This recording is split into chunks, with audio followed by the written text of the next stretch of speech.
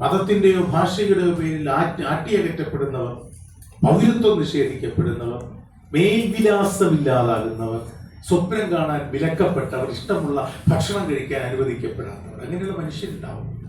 കാര്യം രോഗം വന്ന് ദുരിതത്തിലാകുന്നവരുണ്ടാകും. അപ്പൊ പരീക്ഷയും മാർക്കും ക്വിസും PSC ടെസ്റ്റും ഒന്നുമല്ല, കണ്ടിട്ട് മുന്നിലുള്ളത് കരയുന്ന മനുഷ്യരാണ്.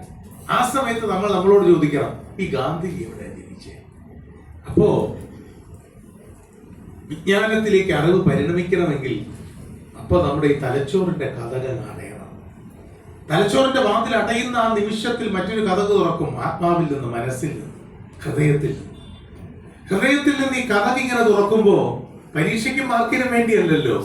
അപ്പൊ മറ്റൊരു ഉത്തരം വരും, ഗാന്ധിജി ജനിച്ച ഒക്ടോബർ 2-നല്ല. കൺമുന്നിൽ കരയുന്ന മനുഷ്യരെ കാണുമ്പോ അവരുടെ കണ്ണുനീരിന്റെ അർത്ഥം അന്വേഷിച്ച് നമ്മളോട് ഗാന്ധിജി എവിടെ ജനിച്ചു എന്ന് ചോദിച്ചാൽ ഉത്തരം വരുന്നത് ഹൃദയത്തിൽ നിന്നാണ്.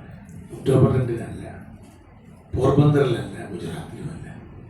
വല്ലാതെ ഇടിയും മിന്നലും മഴയും ഒക്കെ ഉണ്ടായിരുന്ന ഒരു വർഷകാല രാത്രിയിൽ, ഒരു മഴക്കാല രാത്രിയിൽ 1893 ജൂൺ 8 മഴക്കാല രാത്രിയിൽ ഗാന്ധിജി ജനിച്ചുവെന്ന് ഹൃദയം നമ്മളോട് പറഞ്ഞു.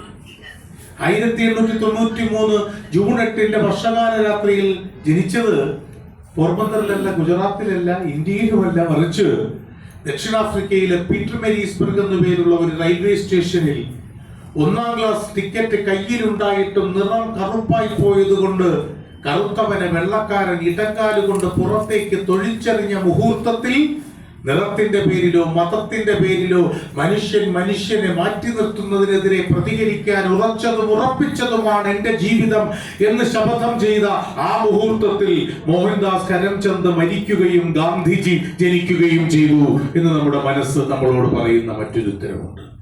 ഈ ഒക്ടോബർ 2 നിന്നും ഈ ജൂൺ 8 ദൂരമുണ്ടല്ലോ.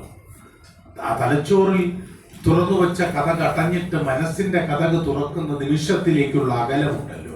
ആ അകലമാണ് അറിവിൽ നിന്നും വിജ്ഞാനത്തിലേക്കുള്ള ദൂരം. ആ അകലമാണ് അക്കാഡമിക്സിൽ നിന്നും വായനയിലേക്കുള്ള ദൂരം. വായന കൊണ്ട് മറ്റുള്ളവരെ വായിക്കുവാൻ മനുഷ്യനെ പ്രാപ്തരാക്കാൻ കഴിയുന്നു എന്നതാണ് ഏറ്റവും കൂടുതൽ പ്രധാനം. ഒപ്പം ജീവിക്കുന്ന മനുഷ്യരെയും ജീവിക്കുന്ന പ്രകൃതിയെയും അവനവനെ തന്നെയും വായിക്കുവാൻ ആണ് ഓർമ്മിപ്പിച്ചത്, അരളി ചെയ്യുക. പുസ്തകങ്ങൾ വായിക്കുക എന്ന് മാത്രമല്ല, ഡിജിറ്റൽ റീഡിങ് ചെയ്യുക എന്നല്ല, മറിച്ച് ഏറ്റവും ആദ്യം നീ നിന്നെ തന്നെ വായിക്കുക എന്ന ബോധ്യം, എന്ന ഉൾച്ചേരൽ, എന്ന അകക്കാമ്പുള്ള ഫിലോസഫി കൂടിയാണ് അത് അവതീർണമായത് എന്ന് കരുതാനാണ് എനിക്കിഷ്ടം. ഈ വായന വാരാചരണ ആഘോഷത്തിൽ പങ്കെടുക്കുവാൻ ക്ഷണിച്ചതിന് ISMന്റെ ഭാരവാഹികളോട്